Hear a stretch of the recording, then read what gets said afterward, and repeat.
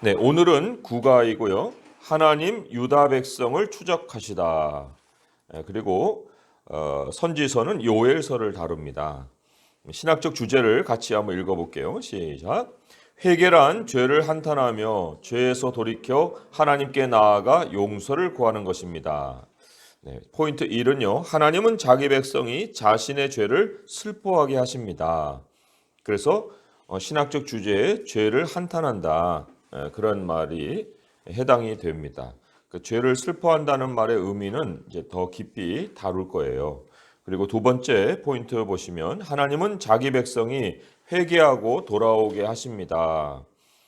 신학적 주제에 죄에서 돌이켜라는 말에 두 번째 포인트가 해당이 되고요. 마지막으로는 하나님은 자기 백성을 성령으로 회복시키실 것을 약속하십니다. 이 회복의 약속이 바로 용서예요. 그래서 신학적 주제의 마지막에 용서라는 단어가 회복과 연결이 되어 있습니다. 그래서 회개란 죄를 한탄하며 죄에서 돌이켜 하나님께 나아가 용서를 구하는 것입니다. 그랬습니다. 자, 도입을 제가 읽어볼게요. 고대부터 사람들에게 메뚜기는 두려운 존재였습니다.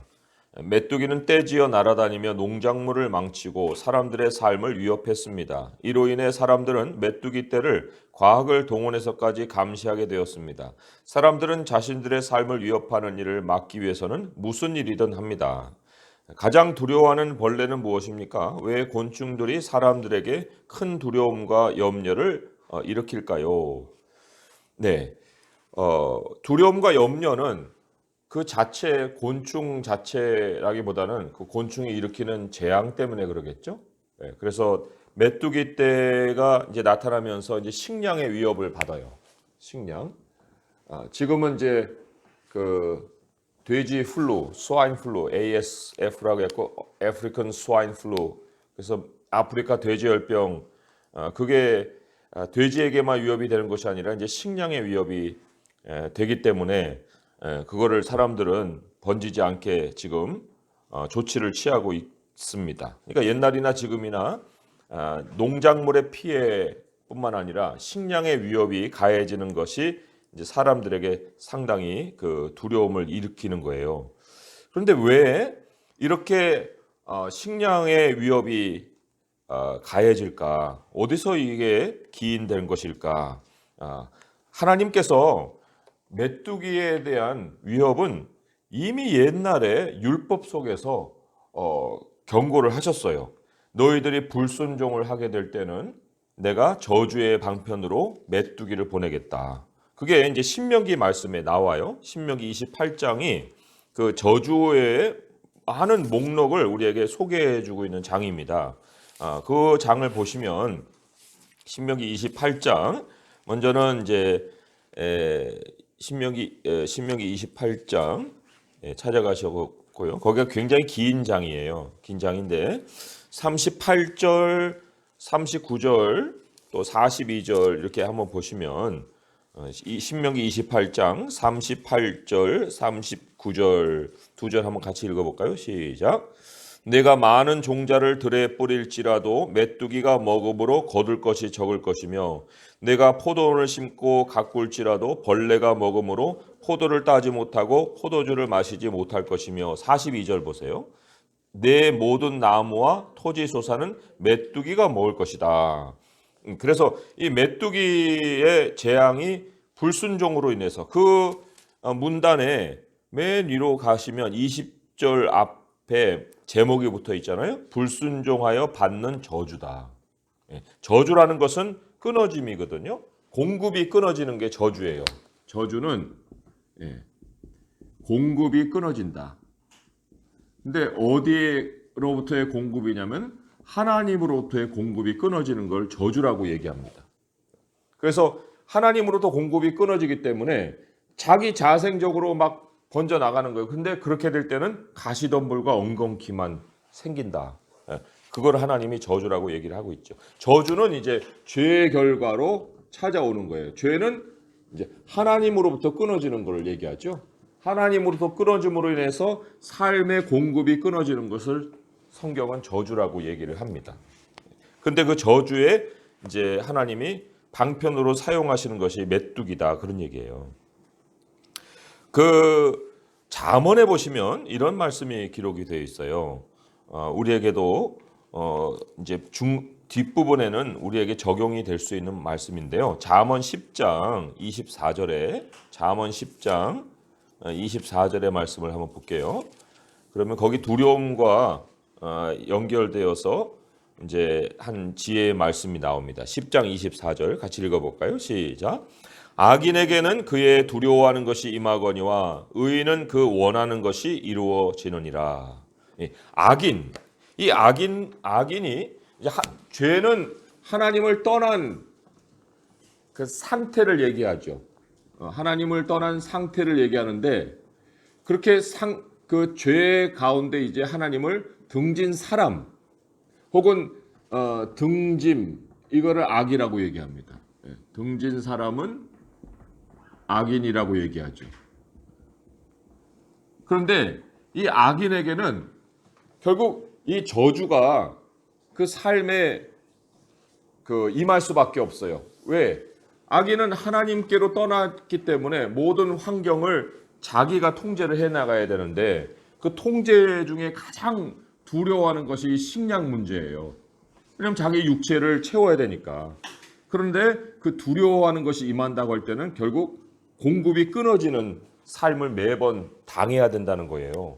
그런데 의인에게는 그 원하는 것이 이루어지느니라 했기 때문에 의인은 환경에 영향을 받는 것이 아니라 하나님께 이제 구하고 하나님을 찾아 나가고 마음의 소원을 아뢰고 그래서 하나님이 기도를 통해서 삶의 공급을 해주시는 그 일을 복으로 누린다 그렇게 성경은 얘기를 하고 있어요.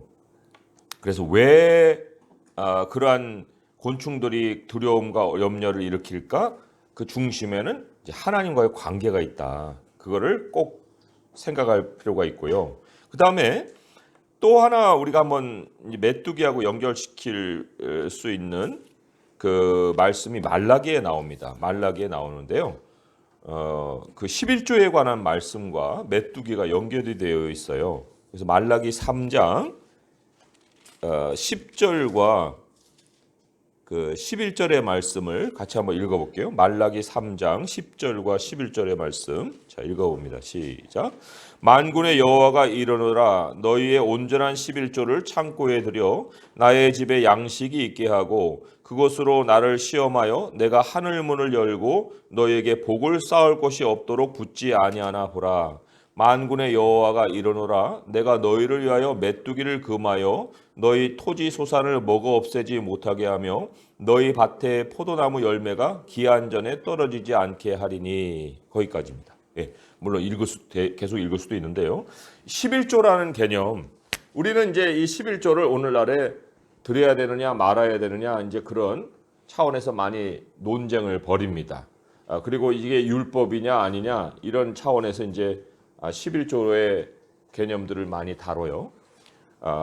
제가 지난번에 한두 번 정도 이제 설명을 드렸던 것 같은데 아브라함이 살렘 왕 멜기세덱에게 11조를 드리는 것이 성경에 기록된 최초의 11조 사건이에요. 11조를 드린 사례입니다.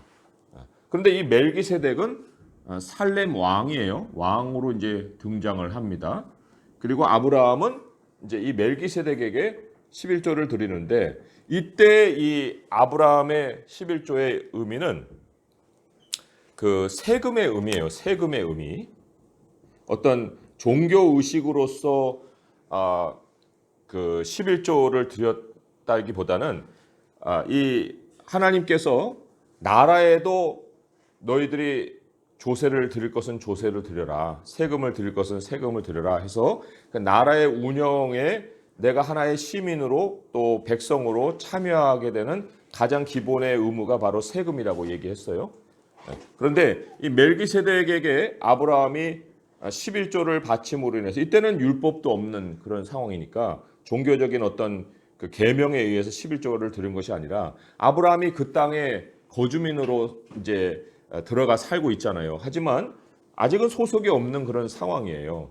그런데 그 자신이 소속이 되어 있는 곳이 어디냐 하는 것을 살렘 왕에게 11조를 바침으로 인해서 이제 자기의 어떤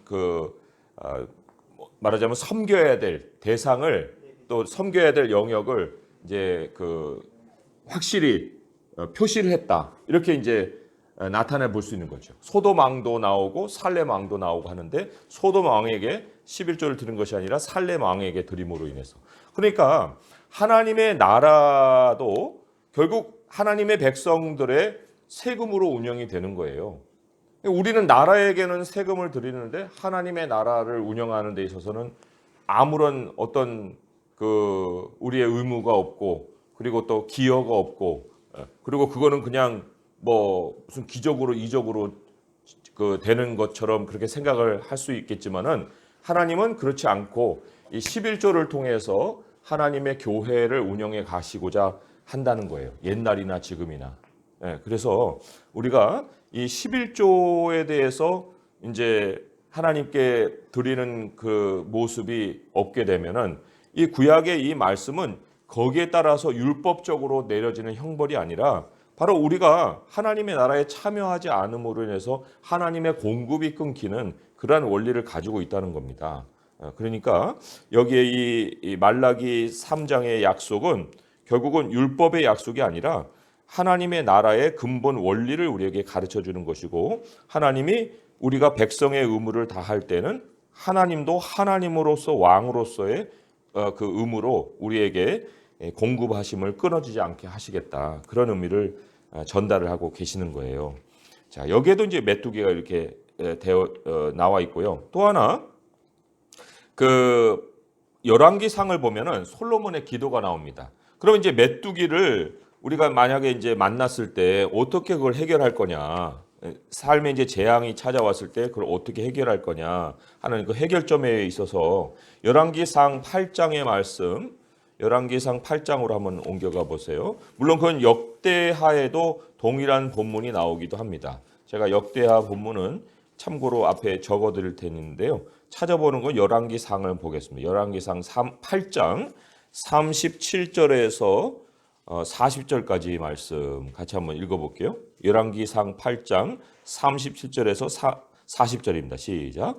만일 이 땅에 기근이나 전염병이 있거나 곡식이 시들거나 깐부기가 나거나 메뚜기나 황충이 나거나 적국이 와서 성읍을 에워싸거나 무슨 재앙이나 무슨 질병이 있든지 막론하고 한 사람이나 혹 주의 온 백성 이스라엘이 다 각각 자기의 마음의 재앙을 깨닫고 이 성전을 향하여 손을 펴고 무슨 기도나 무슨 간구를 하거든 주는 계신 곳 하늘에서 들으시고 사하시며 각 사람의 마음을 아시오니 그들의 모든 행위대로 행하사 갚으시옵소서. 주만 홀로 사람의 마음을 다 아심이니이다. 그리하시면 그들이 주께서 우리 조상들에게 주신 땅에서 사는 동안에 항상 주를 경외하리이다. 네, 여기 보면 재앙이 있고 그리고는 하나님을 찾아 나가서 기도를 하고 있는 모습이 있어요. 그런데 대표로 한 사람이 해도 되고 온 백성이 해도 되고 어쨌든 깨닫는 대로 하나님 앞에 나와서 이제 기도를 드릴 때 하나님이 하늘에서 듣고 이제 응답을 해주신다. 여기 이제 하늘에서 들으신다는 것도 하늘과 땅에 연결이 없게 될 때 땅의 삶에 이러한 어려움이 임한다는 것을 또 알려주고 있고요. 그러면 하늘과 땅이 연결되는 연결점에는 뭐가 있느냐라고 할 때 바로 기도가 있다는 거예요. 기도가 하늘과 땅을 연결시키는 연결고리다. 예수님도 그렇게 얘기했잖아요. 너희들 가운데 두세 사람이 연합하여 기도하면 하늘에서 듣고 응답해 주신다. 땅에서 매면 하늘에서도 매고 땅에서 풀면 하늘에서도 풀린다. 그러니까 이 기도죠, 기도. 그래서 우리가 물론 이 11조도 마찬가지예요. 11조도 하나님이 우리에게 내려주시는 어떤 우리가 하나님께 올려드리는 것과 하나님이 우리에게 내려주신 것의 어떤 방편으로 사용이 되는 거지만 이 11조도 결국은 하나님을 향한 마음이 있어야만 드리는 거예요. 하나님을 향한 마음 자체가 바로 기도라 할 수 있고요. 기도는 여러 면에서 굉장히 실질적인 모습으로 표현이 될 수 있는데 그 중에 하나가 또 하나님을 향한 하나님의 나라를 향한 먼저 주님의 나라를 구하는 그러한 그 11조의 형태로도 우리가 하나님을 찾아 나가는 모습을 보일 수 있다. 이렇게도 요약을 해볼 수가 있어요. 자, 도입 부분을 제가 계속 읽어보겠습니다. 요엘 시대에는 지금처럼 농작물의 피해를 관측하고 예방하는 기관이 없었습니다. 유다 백성들의 눈앞에서 밭이 황무해지고 있었습니다. 이러한 상황에서 요엘 선지자는 사람들에게 메뚜기의 상황을 불행하게 만드는 악재 이상의 의미가 있음을 알려줍니다.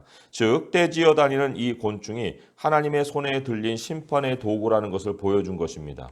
백성들이 그들의 땅이 황무해져 가는 것을 지켜보며 앉아 있을 때 요엘 선지자는 사람들에게 그들의 죄를 지적해 줄 뿐만 아니라 현재 상황이 하나님의 준엄한 심판이라는 사실을 지적해 주었습니다.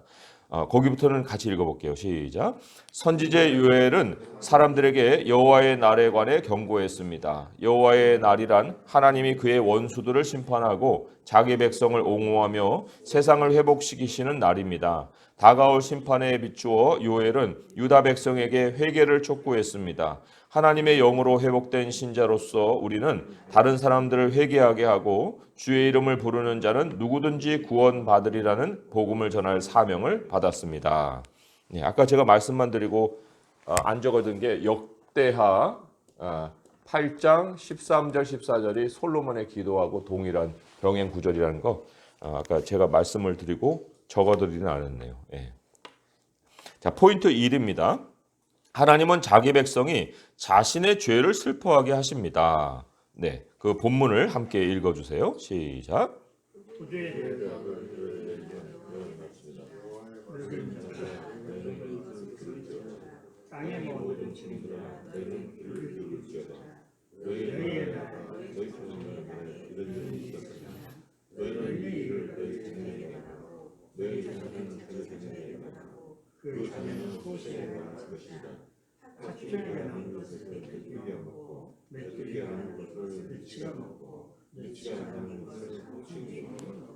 아멘.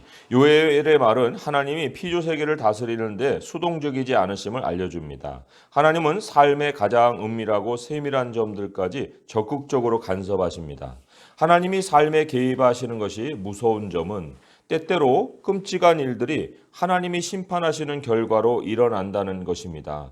요엘 시대 사람들이 처한 상황은 우연의 결과가 아니었습니다. 요엘은 백성들에게 하나님의 개입하심에 비추어 그들이 처한 현실의 진상을 인식하고 하나님의 심판을 초래한 그들의 죄를 슬퍼해야 한다고 말했습니다. 예, 참 앞에 본문에도 우리가 보겠지만은 너희들에게나 너희 조상들의 날에 이런 일이 있었느냐 하고 물어보실 때 그 하나님이 그동안에 얼마나 참아 오셨는가 하는 것을 알아요. 그리고 또 사람들의 죄가 쌓이고 쌓여서 결국은 하나님의 심판을 받는다는 것도 또 여기서 전달을 하고 있습니다. 나중에 우리가 성경 말씀을 통해서 이제 찾아볼 것이지만 징벌이 속히 시행되지 않으므로 사람들이 악을 행하기에 담대하도다 이런 말이 있어요. 그러니까 하나님이 그때그때마다 간섭을 해주시면 사람들이 돌이킬 것 같은데 그런데 사실 하나님은 사람들이 그런 걸 할 때마다 간섭하시는 그런 성품이 아니라 그것을 깨닫고 돌아오시는 그 기회를 주시는 거예요. 그만큼 우리를 신뢰하시는 거죠. 우리에게 자유를 주시고 그 하나님이 주신 말씀을 다시 떠올려서 스스로 하나님의 은혜 가운데 나오기를 원하시는데 그러면 그럴수록 이제 사람들은 더 하나님을 멀리하고 자기들이 살아갈 수 있다고 생각하고서 이제 악을 행하기에 담대하다. 그 결국은 이제 당하는 거예요. 여기서처럼 이렇게 쌓여가지고. 여기 하나님이 삶에 개입하는 것이 무섭다고 얘기하잖아요. 무섭다.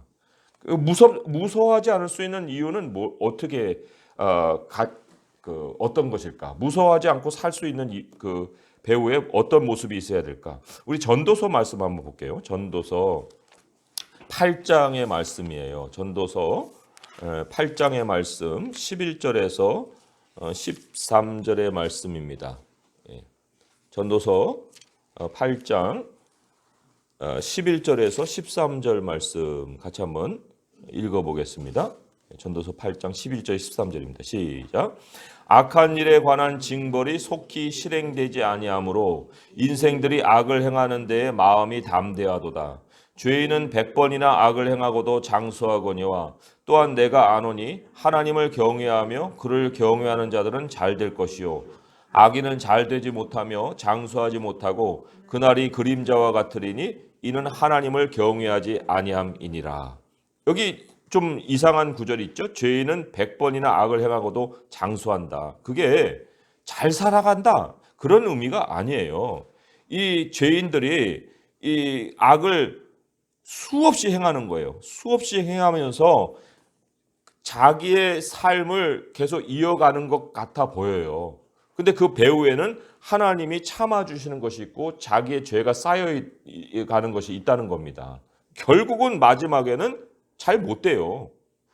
악인은 잘 되지 못하고 장수하지 못한다고 얘기하잖아요. 그러니까 자기가 자기 삶을 늘려가려고 그렇게 악을 행하면서 계속 삶을 연장시켜 가거니와 그런 뜻이에요. 죄인은 100번이나 악을 행하면서 자기의 삶을 계속 질질질질 끌어가고 연장시키려고 하고 있지만 그러나 결국은 장수하지 못하고 그림자같이 사라지는데 하나님을 경외하는 사람만이 잘 된다. 하나님을 두려워하는 사람만이 잘 된다. 그래서 아까 말씀드렸잖아요. 악인은 환경을 두려워해가지고 자기들이 두려워하는 것을 막아보려고 노력하지만 악인에게는 두려워하는 것이 임한다고 그랬고 의인은 원하는 것이 이루어진다 했으니 하나님을 향해서 계속 맡기고 기도함으로 인해서 환경을 두려워하지 않고 하나님을 두려워함으로 인해서 모든 일을 잘 형통하게 이어갈 수가 있다고 성경은 얘기를 합니다. 자, 그러면 여기 한 가지 더 우리가 좀 기억해야 될 말씀이 하나 있어서 소개를 해드릴게요.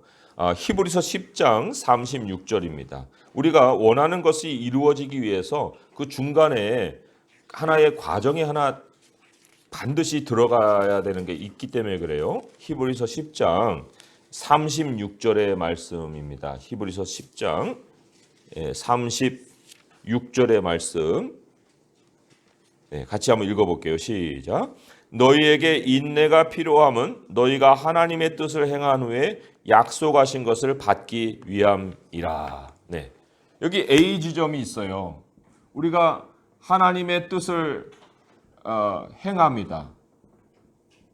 근데 악인에게도 징계가 바로 안 오지만 하나님의 뜻을 행한 후에도 그 약속이라고 하는 것이 이제 우리의 목표 지점이라고 하게 되면 약속한 것을 받는 것도 결국 과정을 거쳐서 주어진다는 거예요. 이 과정 속에 하나님이 우리에게 원하시는 삶의 모습이 바로 인내라는 거예요. 하나님의 뜻을 행하고 쉽게 포기하지도 말고 그리고 내가 이거 잘못했구나. 이렇게 해가지고 잘 일도 진행도 안 되네 하고 확 방식을 바꿔가지고 다른 일을 행하지 말라는 얘기죠. 하나님의 뜻을 제대로 행했으면 약속한 걸 받기까지 인내의 과정이 반드시 필요하다. 그 인내의 과정이 결국 하나님을 두려워하는 과정이에요. 이게 이제 기도의 과정이라 할 수가 있습니다. 그럼 반드시 약속한 것을 하나님이 우리에게 주신다는 겁니다. 자, 그래서 이 하나님이 개입하시는 그 삶에 하나님의 무서움을 경험하느냐, 하나님의 약속을 우리가 경험하느냐, 이제 양쪽 차이를 만들어내는 중심에 이제 우리들의 그 삶의 모습들이 이제 있는 건데요. 자, 그러면 그 중간에 이제 회개가 어떻게 일어나는지 하나님이 요구하시는 회개에 대한 본문이 여기 소개가 돼 있어요. 100페이지예요. 자, 그 본문을 함께 읽어 주시기 바랍니다. 시작.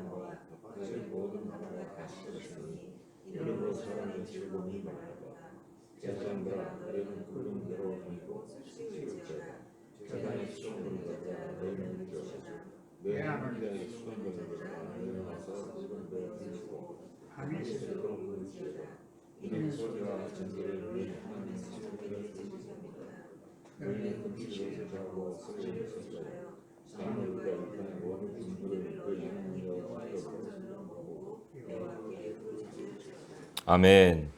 예, 읽으시면서 느끼셨겠지만 이 안에 동일한 어떤 공통의 요소가 있어요. 5절에 보면은 울지어다, 깨어울지어다 그랬죠. 또 중간에도 너희는 울지어다 그랬어요. 또 8절 마지막쯤에 애곡함 같이 할지어다. 9절 마지막에도 슬퍼하도다. 또 11절 중간에도 곡할지어다 그런 말이 있어요. 그리고 또 13절에 보면은 굵은 배로 동이고 슬피 울지어다. 그리고 또 너희는 울지어다. 밤이 새도록 누울지어다. 예, 그리고 마지막에는 부르짖을지어다. 이런 말이 나와요. 이게 슬픔의 표현을 그 회개와 연결시켜서 하나님이 요구를 하고 있다는 겁니다. 자, 그럼 문단을 읽어볼게요. 요엘은 백성들에게 현실이라는 강력한 약을 처방했습니다. 뭐 그동안에는 뭐 현실을 안 살았나요? 현실을 살았죠. 그러나 그것은 거짓 현실이었다는 거예요. 정말 현실은 하나님이 우리에게 행하시는 그 현실이거든요. 현실이라는 강력한 약을 처방했습니다. 메뚜기 때는 백성들이 자기 죄를 깨닫고 주님께 돌아오도록 일깨우기 위한 것이었습니다. 회개에는 죄에 대한 슬픔이 동반되어야 합니다. 죄를 슬퍼한다는 것은 무슨 뜻입니까? 굉장히 단도직입적인 질문이고 깊이 생각하지 않으면 글쎄요, 죄를 슬퍼한다는 게 무슨 뜻이라는 거예요? 하고 이제 반문할 수밖에 없는 그런 질문인데 여기 100페이지 맨 위에 설명 중에요. 밑에서 두 번째 그들이 처한 현실의 진상을 인식한다는 말이 있었잖아요. 그들이 처한 현실의 진상을 인식한다. 그러니까 죄를 슬퍼한다는 것은 처한 현실의 진상을 인식하게 되는 거예요. 인식하기 때문에 눈물을 흘려라 말라 할 이유도 없이 그 눈물이 그냥 쏟아질 수밖에 없는 그런 상황을 깨닫는 겁니다. 그런데 여기에 하나 이제 우리가 좀 더 깊이 생각해 볼 것이 있어요. 재앙을 당했어요. 그 막 주저앉아요. 그 엉엉 울 수 있죠. 그런데 그 재앙의 원인을 하나님과의 관계에 두기까지는 그 우는 거는 억울함의 표현밖에 안 되는 거예요.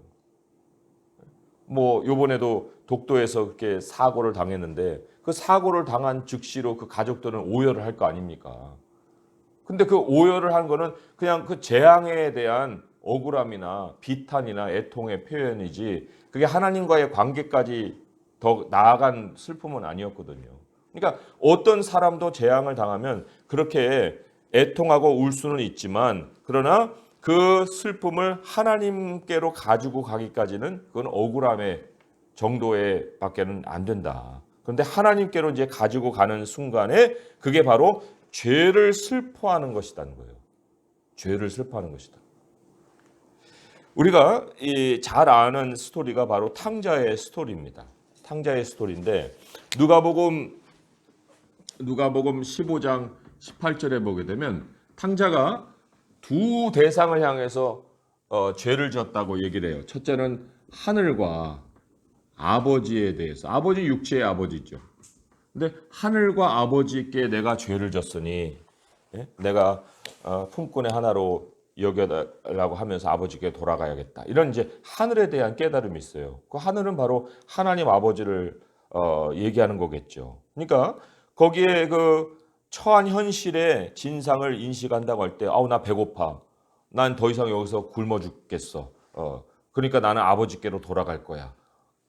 그거로 끝이면 그거는 죄에 대한 슬픔이 아니라는 거예요. 근데 이것이 왜 이렇게 이런 지경이 됐을까 할 때 내가 하늘의 하나님께 죄를 졌구나. 그럴 때 이제 이 죄를 슬퍼하는 모습을 가지는 것이다. 이 에서 있잖아요. 야곱의 형 에서가 장자권을 이제 그 팔아먹고 축복을 받기 위해서 막 울고 떼를 섰다고 그랬어요. 그런데 성경에는 뭐라고 했냐면요. 그가 회개할 기회를 얻지 못했다. 그렇게 성경을 기록을 하고 있습니다. 그게 구약에 나오는 기록이 아니고요. 히브리서에 나오는 그런 기록이에요. 히브리서 12장 16절, 17절에 그렇게 기록이 되어 있는데요. 회개할 기회를 얻지 못했다. 사실 회개라는 거는 죄와 결부되는 것이지 다른 거와 결부되는 개념이 아니잖아요. 근데 왜 회개할 기회를 얻지 못했다고 얘기할까요? 그러면 왜냐하면 에서는 그냥 억울한 거예요. 그게 하나님과의 관계에서 어떻게 되어 있는지를 생각을 안 하는 거예요. 자기가 하나님께 무슨 죄를 졌는지 모르는 거예요. 그냥 내가 축복을 못 받았다는 그 사실 자체에 분개하는 거예요. 그래서 울고 난리를 쳤지만 그러나 회개할 기회를 얻지를 못했다고 얘기를 하잖아요. 그러니까 하나님과의 관계까지 우리가 재앙의 원인을 둘 때에 거기에서 비로소 죄를 슬퍼한다라는 뜻을 가질 수 있다는 거예요.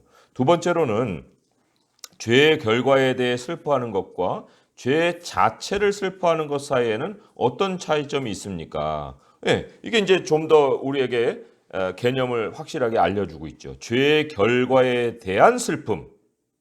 죄의 결과에 대한 슬픔은 이제 현실이죠. 죄의 결과로 메뚜기가 싹 그냥 곡식을 다 먹어 치워버렸으니까 그게 현실이잖아요. 그러니까 현실에 대해 슬퍼하는 거, 그거는 비극을 느끼는 거죠. 비극을 느끼는 거 이상이 아니라는 거예요. 느낀다. 그러니까 비애감도 느끼고 억울함도 느끼고 그렇죠? 네. 이런 거예요. 비극을 느끼는 거는 그건 모든 사람이 할 수 있는 일이에요. 그런데 죄 자체를 슬퍼하는 것은 좀 다릅니다. 그 우선은 하나님이 내 앞에 계셔요. 나라는 자신이 있고 이 현실이 있는데 현실만 향하는 것이 아니라 이제 하나님 앞에서의 내 자신을 보게 되는 거예요. 그 하나님 앞에서 내 존재에 대한 인식, 그걸 보면서 그동안에 내게 감사가 없었구나. 그동안에 나에게 참 이기적인 모습이 있었구나. 나만 생각했구나. 교만했구나. 내가 얼마나 파렴치했구나. 이런 나를 발견하게 하는 하나님을 내 앞에 두는 거예요. 그게 죄를 이제 슬퍼하게 되는 거죠. 그러니까 이거는 일어난 현실에 대한 그 슬픔이라면 물론 이제 나의 행동도 여기에 포함이 됐겠죠. 내 행동이 포함된 현실이라고 볼 수 있을 거예요. 현실 플러스 나의 행동. 내가 왜 그렇게 했어? 그렇게 하지 말 걸. 정말 그때 왜 그렇게 한 거야? 막 이제 자기 자신을 학대하는 거죠. 학대하기까지도 막 자기를 그렇게 비극으로 몰아가는 그런 모습을 가질 수도 있어요. 자기에 대한 슬픔이에요. 그런데 자기에 대한 슬픔을 자기 행동에다만 두면 그거는 죄의 결과에 대한 슬픔일 수밖에 없는데, 그런데 그러한 행동을 내가 내 자신에게 한 게 아니라는 거예요. 내가 나에게 가해를 가한 것이 아니라 내가 그런 행동을 하나님께 함으로 인해서 그 현실을 맞았다는 거죠. 내가 다른 어떠한 사람이 아니라 그런 행동을 하나님께 함으로 인해서 그런 현실을 맞게 된 내 자신을 깨닫는 거예요. 그 얼마나 내가 하나님께 멀어져 있었느냐, 이 거리감. 하나님과 얼마나 멀어져 있었던 내 자신이었길래 그런 현실이 내게 찾아왔을까 하는 것을 깨닫는 게 바로 죄에 대한 깨달음이라는 거죠. 죄를 슬퍼하는 거를. 죄는 하나님과의 거리감이니까 그 거리감이 내 자신 안에서 느껴지는 거예요.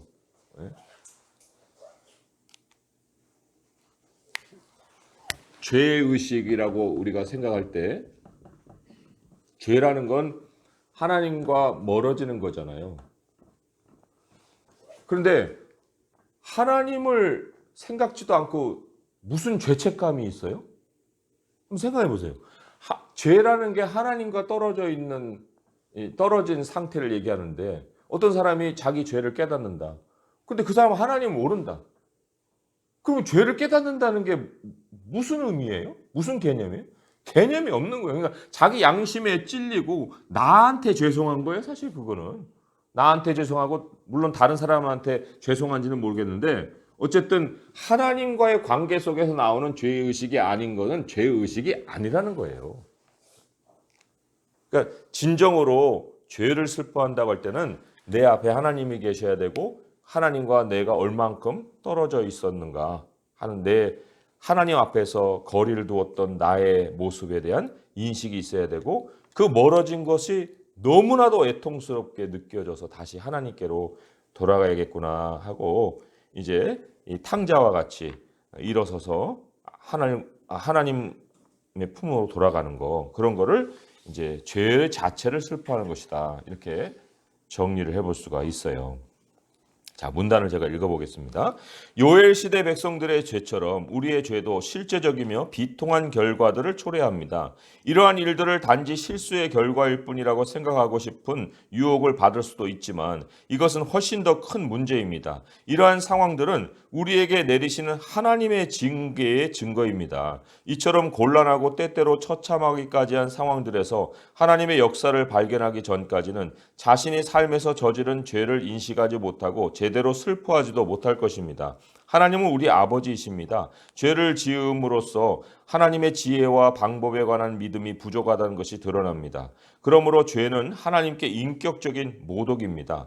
우리는 주님의 대사로 보냄받은 세상에서 주님에 대해 저지르고 있는 죄, 또 주님에 관해 저지르고 있는 죄에 대해 슬퍼해야 합니다. 그런데 죄에 대한 슬픔은 단순한 감정적인 반응을 넘어 요엘 시대에 그랬던 것처럼 행동을 요구합니다. 그렇죠. 우리가 하나님이 이렇게 해라. 여기 이제 밑에 문단이 그거잖아요. 죄를 지음으로써 하나님의 지혜와 하나님의 방법에 대한 믿음이 부족하다는 것이 드러난다는 거예요. 하나님의 지혜는 이제 하나님의 생각이죠. 하나님의 말씀 속에서 우리에게 하나님은 안내를 해주시잖아요. 야, 이렇게 해. 내 생각은 이런 건데 이렇게 하면 될 것 같아. 그런데 우리의 믿음이 거기에 미치지 못해요. 아유, 하나님 그렇게 갖고 되겠어요? 안 돼요, 그거. 100번 해봐야 그런 일은 일어나지도 않아요. 하고 이제 다른 방식을 택하고 다른 생각을 따라갈 때 죄를 짓는다는 거예요. 그러니까 죄를 지음으로써 하나님의 지혜와 방법에 대한 믿음이 부족하다는 것이 이제 드러나고 그거는 하나님에 대한 인격 모독이죠. 하나님이 얼마나 지혜로우시고 참 모든 걸 알고 계시고 그래서 우리를 선도해 가시는데 그게 아니라고 하니 이게 얼마나 참 어떻게 뭐 해볼 도리도 없고 인격적인 모독이었다는 거예요. 자, 그럼 질문 한번 다뤄볼게요. 본문 후반부를 좀 더 자세히 살펴보십시오. 죄를 슬퍼하는 것에 수반되어야 할 행동은 무엇입니까? 이제 13절부터 해서 한번 깊이 볼 필요가 있어요. 13절부터 보시면 여기 굵은 배를 동이고 슬피 울어라. 여기 다 상징을 우리에게 알려주고 있어요. 상징을 알려주고 있는데 굵은 베옷은 슬픔의 상징입니다. 슬픔의 상징. 굵은 베옷은 슬픔을 나타내고요. 그다음에 또 13절에 보면 밤이 새도록 이런 말이 있어요. 밤이 새도록. 이게 철야죠, 철야. 그런데 이거는 깨어남의 상징이에요. 밤이 새도록. 그냥 훌고 자는 게 아니고 이거는 이제 깨어 있다, 깨어남의 상징입니다. 이게 다 상징을 얘기하는 건데요. 또 14절에 보니까 금식일을 정해라 그런 얘기가 있죠. 금식은 이제 육체의 괴로움을 상징하는 거예요. 금식은 육체의 괴로움. 그러니까 나의 어떤 그 필요를 먼저 채우는 것을 중단하는 거. 그래서 내 스스로 육체가 괴로워지는 것을 금식이라고 얘기하고, 그다음에 성회를 소집해라 이런 말이 있어요. 성회. 이 성회라는 거는 하나님 중심을 이제 상징합니다. 하나님 중심.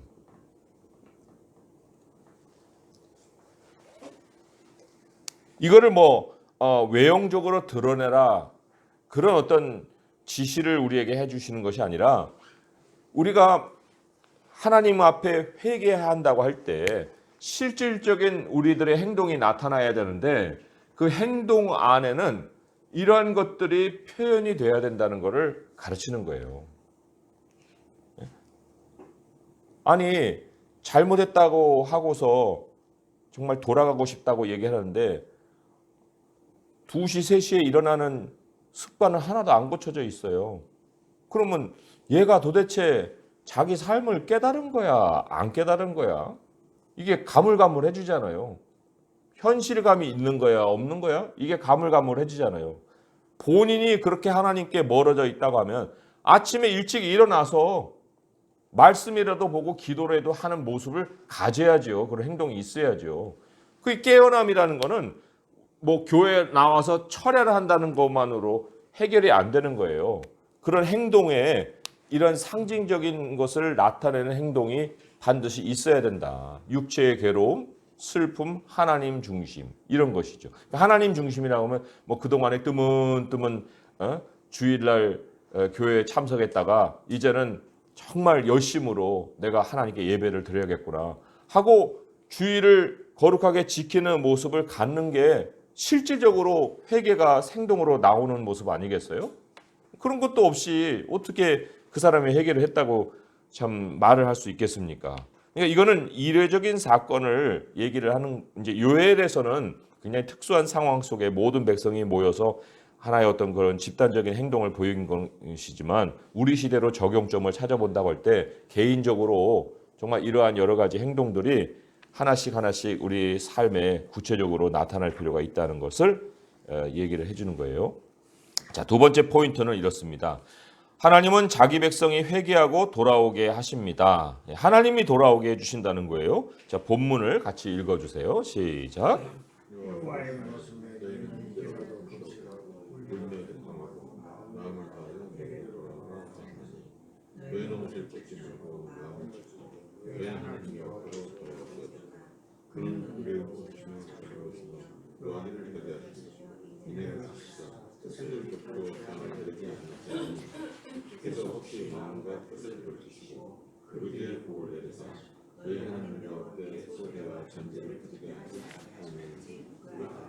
아멘.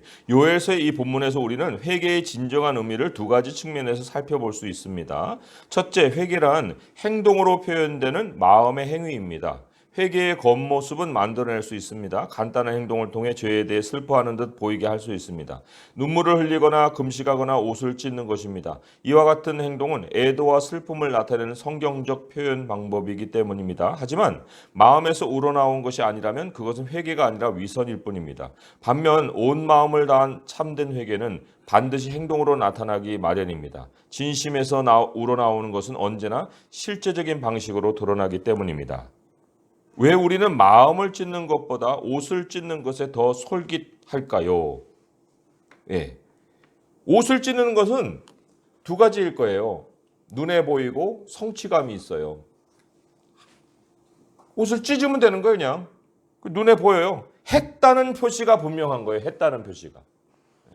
했다. 그러니까 하나님도 나에게 뭘 해주셔야 된다.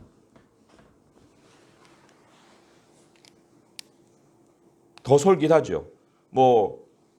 당신의 인생 문제가 걸린 거야. 그거 3일 금식하면 돼. 3일 금식하면 하나님이 응답을 주신다니까? 한번 해봐. 그래요? 그래가지고 3일 금식을 했어요. 했다고 해, 했다. 그럼 하나님 이제 응답을 해주셔야 되는데, 그러면 3일 금식하면 하나님 응답을 해주시나요? 그러지 않죠. 그러니까 더 솔깃해지게 만드는 거예요. 야, 그 교회 가면은 은사 받아.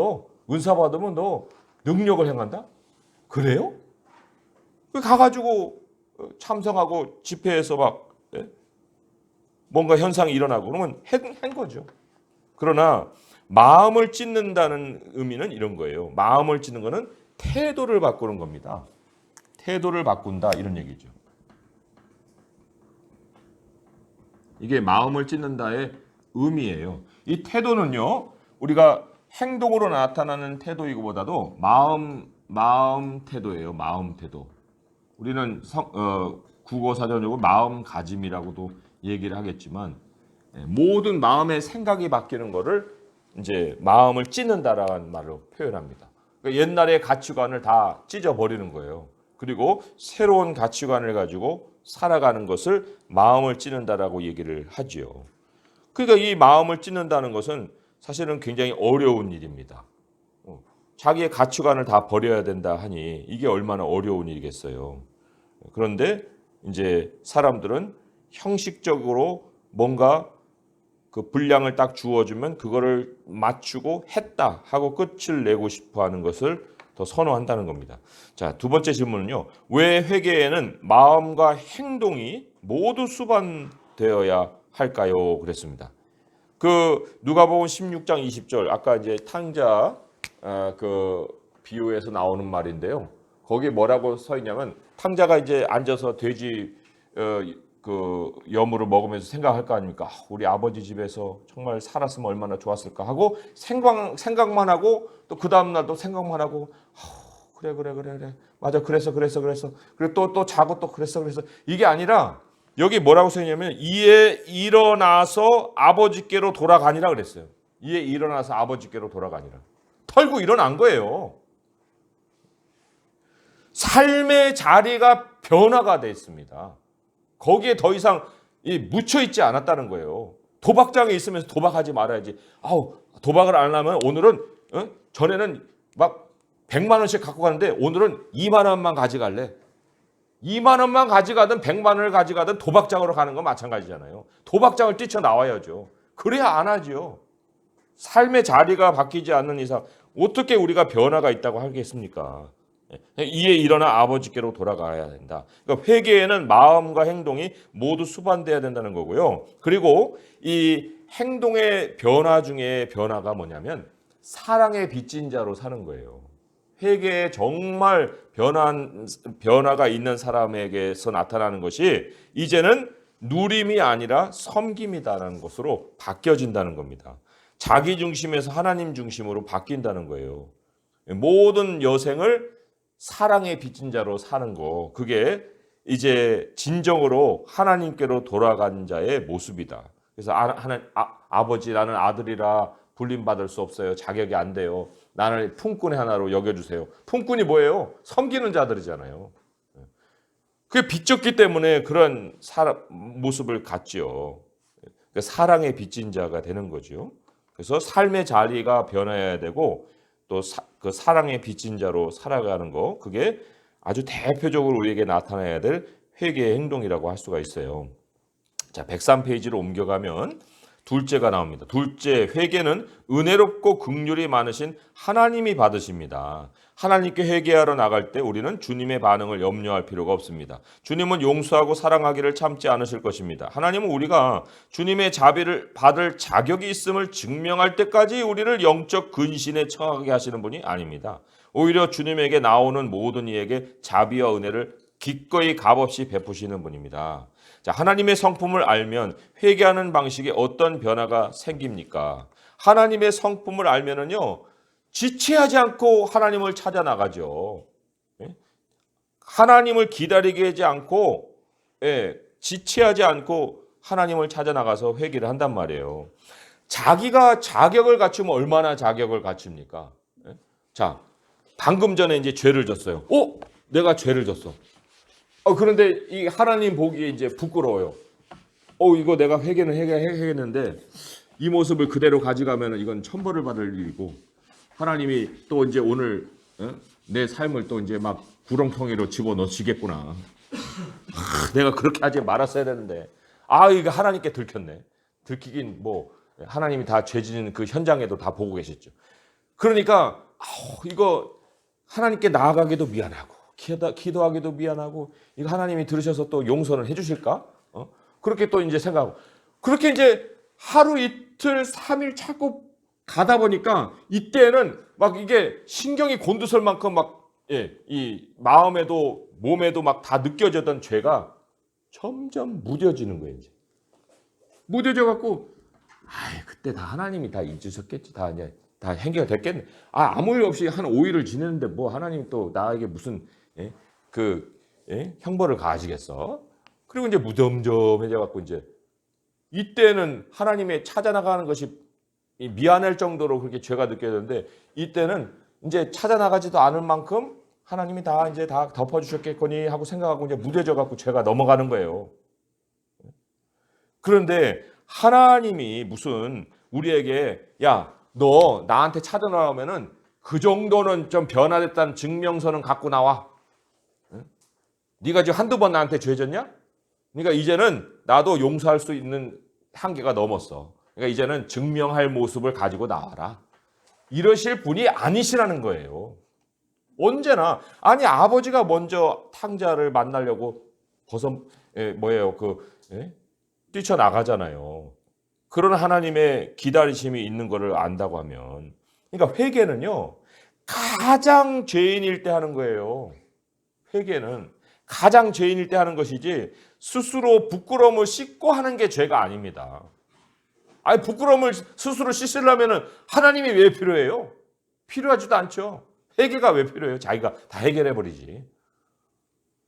스스로 어느 정도 좀 때도 씻고 뭐 좀 깨끗하게 돼가지고 하나님을 찾아 나가면 하나님의 용서라는 게 그렇게까지 뭐 그 사람에게 많이 필요하지 않은 거예요. 그러나 회개라는 건 내가 가장 죄인 되었을 때 그 죄인의 모습을 가지고 나가는 것이기 때문에 하나님을 기다리게 하지 말아야 되고 또 무언가 증명할 것을 가지고 나가는 것이 아니고 그리고 시간으로 지체해서 스스로 죄에 대해서 무감각해진 그런 모습으로 죄책감을 잃어버릴 만큼의 삶을 계속 이어갈 것도 아니고 그 당장에 하나님을 찾아 나가야 된다는 것을 우리에게 가르치고 있습니다.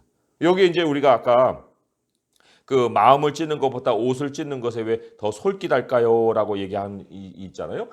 이 시편 51편에 보게 되면 하나님이 우리에게 원하시는 것은 상한 심령이라 제사를 원하지 않고 우리의 상한 심령을 원한다고 했어요. 16절 17절의 말씀이에요.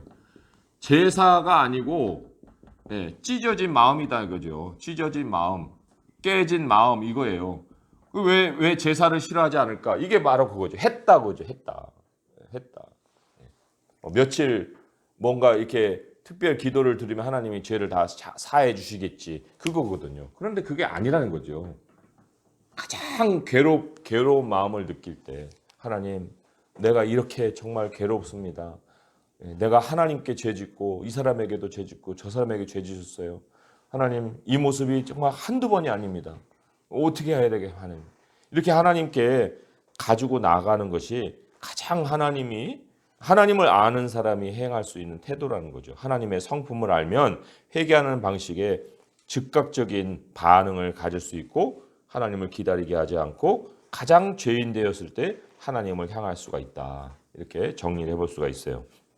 자, 세 번째 포인트입니다. 하나님은 자기 백성을 성령으로 회복시킬 것을 약속하십니다. 요엘서 2장 18절을 기점으로 요엘 선지자의 메시지는 회개를 요구하는 하나님의 부르심에 관한 것에서 하나님의 백성에게 약속된 회복을 고대하는 것으로 전환됩니다. 자, 한 절을 같이 읽어볼까요? 시작. 그때 여호와께서 자기의 땅을 극진히 사랑하시어 그의 백성을 불쌍히 여기실 것이라. 본문은 정확히 무슨 일이 있었는지 알려주지 않지만 이후 요엘서의 분위기가 극적으로 바뀐다는 점에서 몇몇 학자들은 그 사이에 백성들이 요엘의 메시지를 받아들였다고 믿습니다. 백성들이 회개하고 그들의 땅에서 펼쳐지는 주님의 긍휼을 보기 시작했다는 것입니다. 이 장에서 우리는 하나님의 회복 약속이 즉각적으로 성취되었을 뿐만 아니라 본문이 하나님의 영에 의한 훨씬 더 위대하고 지속적인 회복을 가리키고 있음을 보게 됩니다. 자, 본문을 읽어주시기 바랍니다. 시작.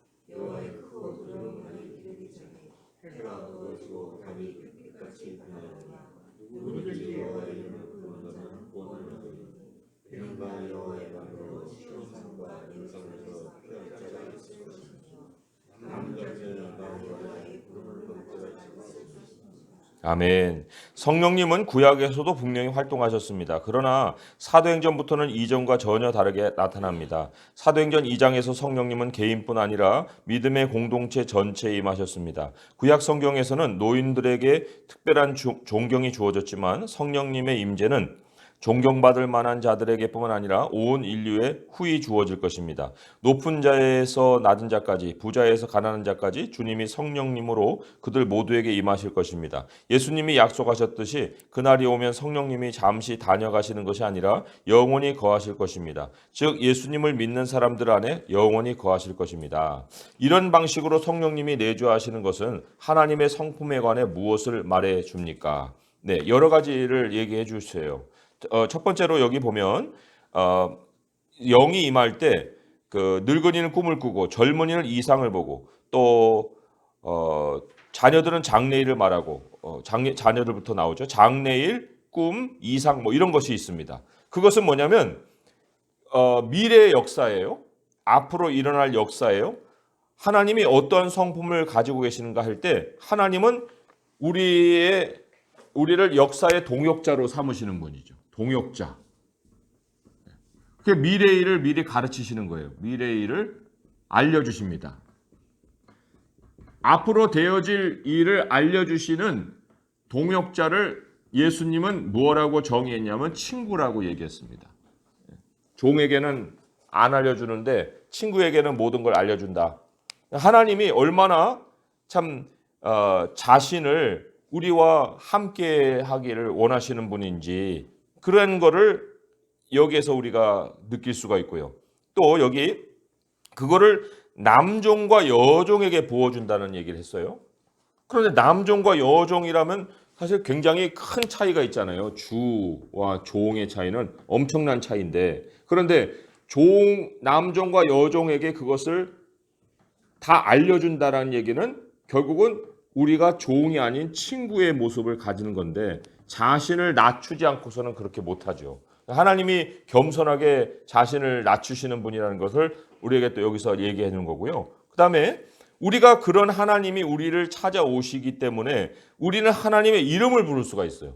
하나님의 이름을 부른다는 것은 뭐 예수님 하나님 그 호칭만이 아니라 하나님이 누구신지를 알고서 그 얘기하는 게 바로 이름이잖아요. 그러니까 하나님을 아는 지식을 가질 수 있으려면은 하나님이 우리하고 소통해 주셔야 되죠.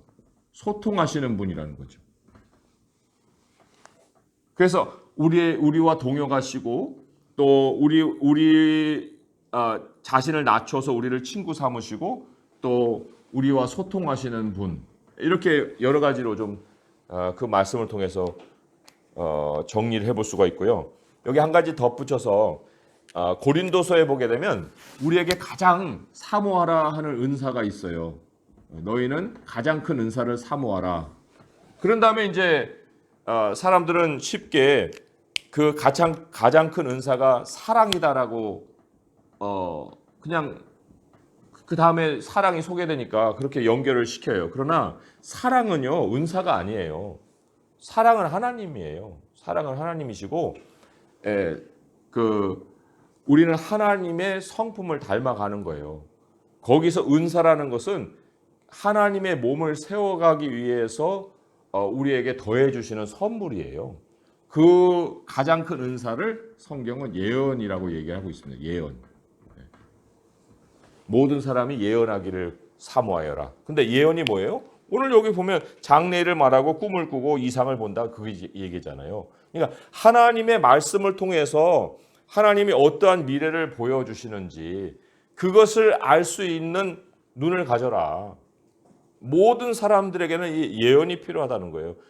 뭐 근거도 없는 그런 예언을 하라, 그런 얘기가 아니라 성령이 임하면 이게 일상으로 우리에게 주어질 수 있는 현상이니까 장래일과 이상과 꿈을 볼 수 있다는 것이요. 그것은 하나님의 말씀을 볼 수 있는 눈을 열어간다는 거예요. 그리고 그것을 사람들에게 전달하고 또 가르칠 수 있는 은사까지 같이 포함이 되는 거죠. 그러니까 예언을 하라 하는 것은 성령 충만함에 대한 어떤 가장 실제적인 적용점이라고 볼 수가 있습니다. 자, 그러면 또 읽어볼게요. 당신이 그리스도인이라면 105페이지죠. 당신이 그리스도인이라면 성령님이 당신 안에 임재해 계십니다. 당신은 요엘이 고대했던 바로 그날의 증거입니다. 나이, 성별, 인종, 사회, 경제적 조건과 상관없이 성령님이 내주하신다는 사실은 하나님의 관대하심과 자기 백성과 친밀한 관계를 맺고 살기를 원하시는 하나님의 바람을 보여줍니다. 그런데 본문을 자세히 살펴보면 성령님에 대한 약속이 여호와의 크고 두려운 날이라는 맥락 속에 자리하고 있습니다. 요엘이 묘사한 여호와의 날에는 성령님의 부으심뿐 아니라 공포와 심판이 가득할 것입니다. 성령님이 내주하시는 시대에 살고 있지만 우리에게 여호와의 날이 올 것입니다. 마침내 하나님이 원수들에게 마지막 심판을 내리시는 날 말입니다. 그러나 우리에게는 이 날의 심판을 피할 길이 마련되어 있습니다. 바로 십자가입니다. 많은 그리스도인이 하나님의 심판에 관해 말하는 것을 힘겹게 여기는 이유는 무엇일까요? 뭐 여러 가지 이유를 얘기할 수가 있을 거예요. 첫째로는 우선 나에게 한번 원인을 찾아보세요. 내게 긴박함이 없다. 그러면 이렇게 하나님 심판에 대해 얘기하는 게 힘겨워요. 근데 사실 우리 성도님들 하고 이렇게 얘기하다 보면은 이구동성으로 이제 예수님이 오실 때가 가까웠나 보다 하는 그런 느낌들을 다 가지고 살아요. 그러니까 우리는 하나님의 심판에 대해서 얘기하는 게 그렇게 힘겹지 않아요. 우리들 사이에서 얘기하는데 무슨 예수님이 오신다는 거야. 그런 얘기들을 하지 마셔. 뭐 삶도 어려운데 뭐 그런 얘기까지 하십니까? 이렇게 되면 이제 그 무리는 시대가 긴박하지 않은 거예요. 첫째는 우리가 깨어 있지 않기 때문에 힘겹게 느끼는 경우도 있고요. 마지막 날에 대한 인식이 없는 거죠. 그리고 또 하나는 성령의 충만함을 우리가 받으라 이렇게 얘기했는데 성령의 충만함에 대한 우선순위를 두지 않고 살면 그러면 이제 하나님 심판에 대해서 말하는 것이 힘겨워지는 거죠. 아니 세상 심판은 세상의 영화도 다루는 주제 아니에요. 뭐 The Day After Tomorrow 해갖고 세상이 마지막에 온다. 세상이 막 얼어붙어 있다. 이런 영화도 다루는 주제인데 어떻게 우리가 거기에 대해서 무감각하게 살 수가 있겠냐 그런 얘기죠. 그러니까 이 사람들은 그런 어떤 시대적인 것만 보고서 영화의 주제를 다룬다 하지만 우리는 하나님의 영이 우리에게 미래를 보여주시기 때문에 심판에 대하여서 인식하고 살고 있는 거예요. 또 두 번째 문제는 주변 사람들에게 하나님의 심판을 알릴 수 있는 구체적인 방법에는 어떤 것들이 있을까요? 하나님의 심판이 이제 다가오고 있습니다. 우리는 거기를 향해 가고 있어요. 우리가 여기 있습니다. 주변 사람들은 우리를 봅니다. 이 사람들이 지금 하나님의 심판을 향해서 가고 있느냐, 안 가고 있느냐라는 것을 여러 가지 삶의 모습으로 우리가 그 사람들에게 보여줄 수 있습니다. 말로도 할 수 있지만 행동으로도 할 수 있는 것이 사실 단순해져야 되는 거예요. 단순한 삶. 이게 단순해지지 않으면 진짜 우리가 심판을 향해 가고 있는가? 오늘 저기 뉴스에 신영균 씨에 대해서 이제 인터뷰한 것이 나와 있더라고요. 한번 읽어보세요. 그분이 영화 배우지만 그분은 믿음의 그 가정에서 태어났어요. 그래서 처음엔 치과 의사였는데 그 중간에 그 영화 배우 한다고 그래가지고 부인이 막 난리를 쳤는데, 근데 내가 당신만을 사랑하여 내가 내 신앙은 절대로 버리지 않겠어. 그래가지고 그 30 몇 년 영화 세월에 자기 신앙을 버리지 않았어요. 그리고 지금의 그 유언은 뭐냐면 내 관 속에 성경책 하나만 넣어주시오. 그리고는 이분이 평생 그 기부하면서 명보국장도 이분이 이제 인수를 했는데 그것도 이제 기부로 내놓고 500억인가를 뭐 내놓고, 그리고 앞으로 자기가 가지고 있는 모든 것도 다 내놓고, 그리고 본인의 신앙의 그 모습을 자신의 삶을 정리함으로 보여주는 거예요. 심판이 앞에 있으니까. 그래서 참 그때 그 당시에도 영화계가 엄청 더럽고 참 지저분한 곳이었는데, 그 시대를 이분은 신앙으로 이겨냈다는 겁니다. 참 저는 오늘 그 기사를 읽으면서 그런 삶도 있었구나. 물론 얼굴을 알겠지만 그분의 영화를 뭐 많이 본 것 같지는 않은데 옛날 분들은 좀 많이 보셨겠지만 어쨌든 그런 단순한 삶을 우리가 과연 사람들에게 보이거든요. 아니면 노년이 다가올수록 자기의 삶이 더 중요해져 갖고 막 다른 사람들하고의 나눔은 뒷전으로 하고 그렇게 막 긁어 모으는 그런 삶으로 가면은 얼마나 추악해 보이겠습니까? 그러니까 이게 하나님의 심판을 우리가 대비한다고 할 때 점점 우리 삶은 정리하는 삶, 단순한 삶으로, 그리고 세상 가치를 쫓지 않은 삶으로 바뀌어져 가야 되는 거예요. 그리고 또 그 하나님의 이름을 부르는 것, 이제 아까 그 하나님의 이름을 부르는 것이 구원에 이른다 그랬잖아요. 구원. 마지막 때에 그 여호와의 크고 두려운 날에 많은 일들이 벌어질 텐데 그때 하나님의 이름을 부르는 자들만이 이제 구원을 얻는다 했으니 하나님의 이름을 부르는 거야 기도하는 거죠. 이게 특별한 상황과 여건에서만 기도하는 것이 아니라 일상의 작은 것에서도 기도함으로 이제 그룹을 모으고 우리 그거는 기도해야 돼요. 기도하면 하나님이 응답해 주십니다. 하고 이제 다른 사람들은 그렇게 안 사는데 그런 모습을 보여주고 있는 거, 그런 것도 하나님의 심판을 다른 사람들에게 간접적으로 보여주는 방식일 수가 있다. 왜냐하면 이 구원이 필요하다는 건 굉장히 두려운 상황이거든요. 그리고 두려운 상황은 이제 앞으로 더 갈 거예요. 아까 그 이적을 하나님이 일으킨다 그랬어요. 불과 피와 연기다 했는데 이게요 세 가지 영역에서 생각해 볼 수 있는 그 상징입니다. 첫째는 하나님이 출애굽을 할 때 불과 피와 연기로 자신의 모습을 연기로도 드러내고 불로도 나타내고, 또 피는 그 이적으로 재앙을 치면서 피가 나타났잖아요. 그러니까 이거는 구원을 상징하는 하나의 이적이기도 합니다. 하나님이 우리를 구원하심으로 이적을 베풀어서 삶을 이끌어 가시겠다는 하나의 메시지이기도 하고요. 또 두 번째로는 전쟁을 하면 불타오르고 죽고 막 그 잿더미 속에 연기가 피어올라요. 그러니까 이게 뭐예요? 앞으로 영적인 전쟁들이 벌어진다는 거예요. 하나님의 그 이적 안에는 하나님이 대적들을 누르시는 그 상징들이 나타날 것이다. 세 번째로는 하나님의 심판이죠. 마지막 심판이에요.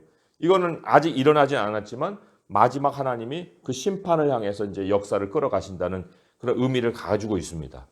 근데 이게 우리가 하나님께 기도할 때 하나님이 우리를 구원하신다고 하면 그 구원에는 반드시 하나님이 이적과 같은 일을 일으키시는데 왜 이적을 일으키셔야 수밖에 없느냐? 상황이 점점 어려워지기 때문에 그런 거예요. 이렇게 되면 이렇게 돼. 라는 그런 단순한 세상이 아니에요, 이제. 이렇게 되면 저렇게 될까, 이렇게 될까, 이렇게 될까. 수많은 길들이 있어갖고 사람들이 막 혼란스러울 수 있는 그런 시기고요. 지금 우리 나라 경제도 그렇고 안보도 그렇고 그렇잖아요.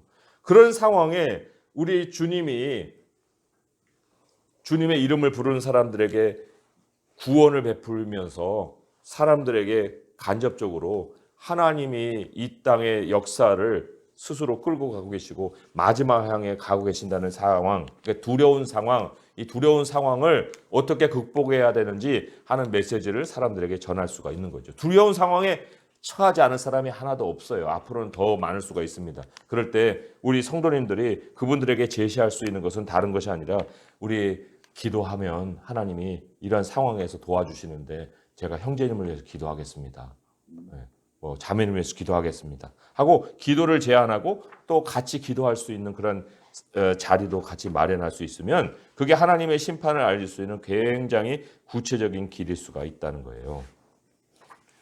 자, 결론으로 넘어가서요. 우리 결론을 같이 한번 읽어보도록 하겠습니다. 106페이지입니다. 시작. 오늘날 우리는 여호와의 날을 고대하며 인류의 죄에 관한 하나님의 인내가 영원히 지속되지는 않으리라는 사실을 기억해야 합니다. 우리가 예수 그리스도의 복음을 가지고 행한 일들에 대해 결산할 날이 다가오고 있습니다. 오늘날 하나님의 심판에 관해 말하는 것이 인기가 없을지라도 심판은 피할 수 없는 현실입니다. 따라서 하나님의 사랑에 관해 말하는 것은 좋아하면서도 죄를 심판하러 오시리라는 현실에 관해 말하는 것은 주저하는 그리스도인이 되어서는 안 됩니다. 성령의 은사를 깊이 맛보면서도 주변 사람들에게 심판을 피할 길을 알려주지 않는 인색한 사람이 되어서는 안 됩니다. 심판을 피할 길은 분명히 있습니다. 그러니 주변 사람들에게 이 메시지를 적극적으로 전해야 합니다. 자, 그리스도와 연결 읽어봅니다. 시작.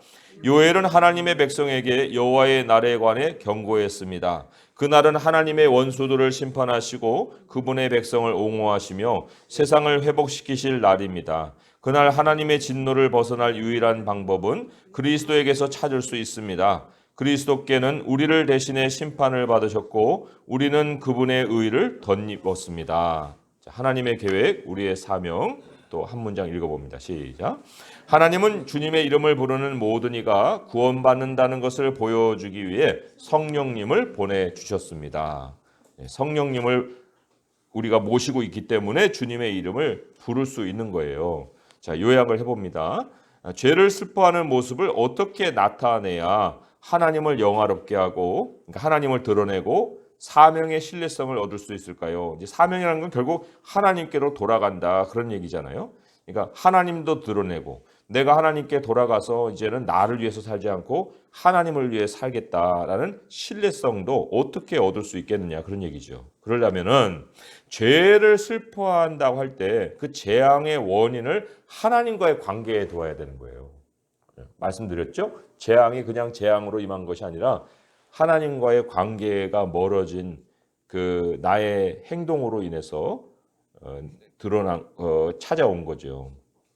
그러니까 우리가 일어난 현실보다는 그러한 현실에서 하나님을 떠나 있는 나를 인식해야 되는 거예요. 하나님과의 거리를 둔 나를 인식하는 거죠.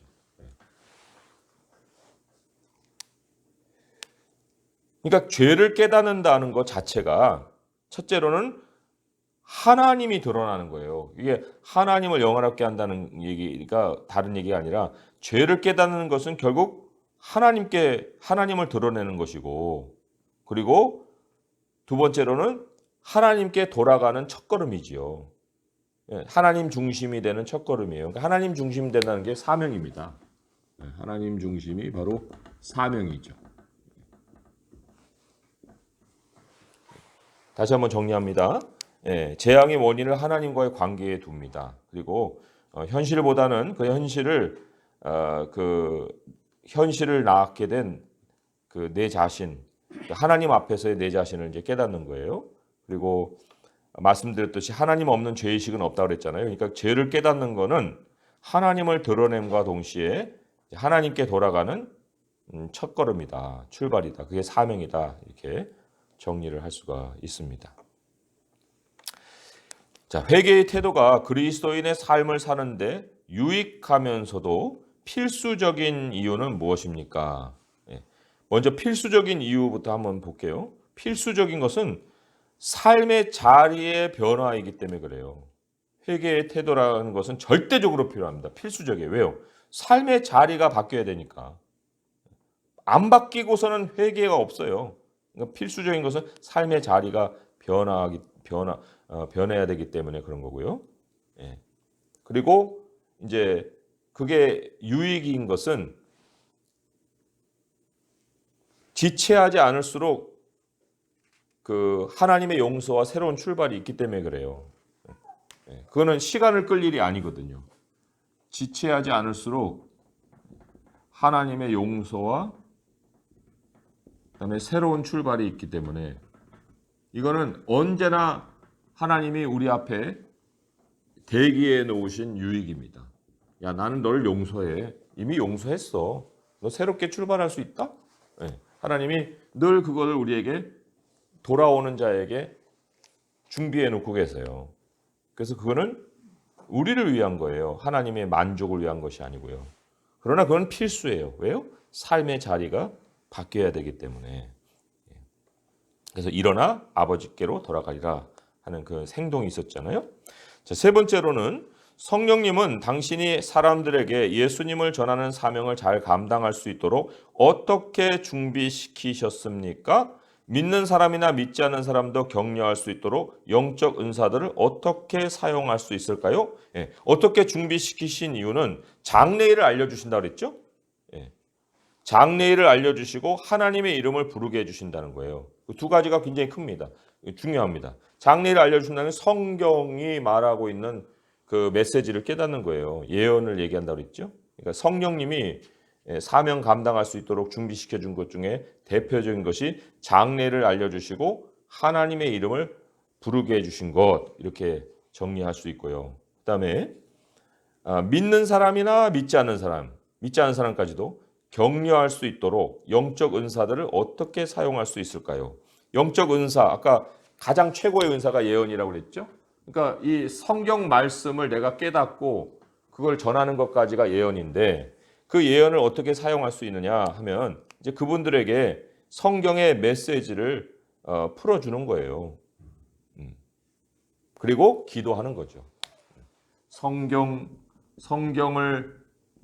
설명하고 플러스 기도한다. 이게 가장 그 하나님이 주신 은사를 사용할 수 있는 최고의 실천입니다. 성령이 계시니까 가능한 거예요. 내가 가지고 있는 뭐 전문 기술이나 뭐 이런 것들도 활용을 할 수 있겠죠. 하지만 성령 하나님으로 인해서 가질 수 있는 그 은사로 인해서 말씀을 설명해주고 기도할 수 있는 것이 최고의 은사다. 하나님 아버지 감사합니다.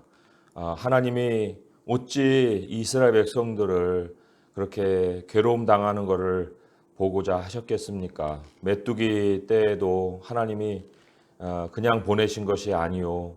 정말 참다가 그들에게 정말 마지막 깨달음이 없으면 다 멸망할 것을 아시고 또 보내셨나이다. 그렇지만 우리 주님은 그보다 훨씬 더 영구히 주의 백성들이 주께로 돌아올 수 있는 성령 하나님을 그 가운데 보내셨고 우리가 바로 그 백성들입니다. 하나님의 영이 우리 안에서 늘 말씀하십니다. 우리의 영혼을 깨우십니다. 주님 우리의 생각이 아니라 하십니다. 아버지의 말씀으로 또 주님이 우리에게 듣고자 하시는 그 기도 우리가 원함이 있으면 하나님께 가지고 나오는 그 기도를 통해서 하나님은 역사하고자 하십니다.